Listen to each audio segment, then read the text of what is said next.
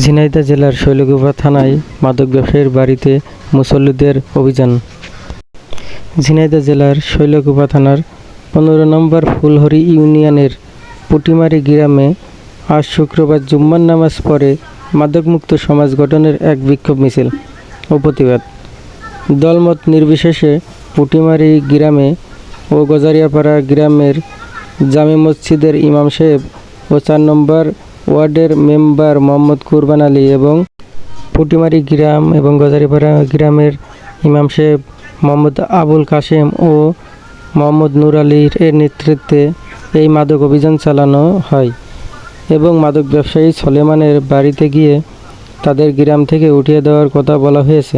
কারণ গ্রামে দেখা যাচ্ছে এই সলেমানের কারণে প্রায় 60% ছেলেরা এই মাদকের সাথে জড়িত হয়েছে বলে ধারণা দিয়েছে এবং কথা বলেছে পুটিমারি জামে মসজিদের ইমাম সাহেব। তাই দলমত নির্বিশেষে বিক্ষিপ্ত জনতা নামাজ শেষ করে সলেমানের বাড়িতে গিয়ে ওখানে মাদকমুক্ত সমাজ গঠনের প্রতিশ্রুতি দিয়ে আসে এবং সলেমান জেলে আছে, ওখান থেকে আসার পরে এই ব্যবসাটা না করতে পারে এটাও বলে।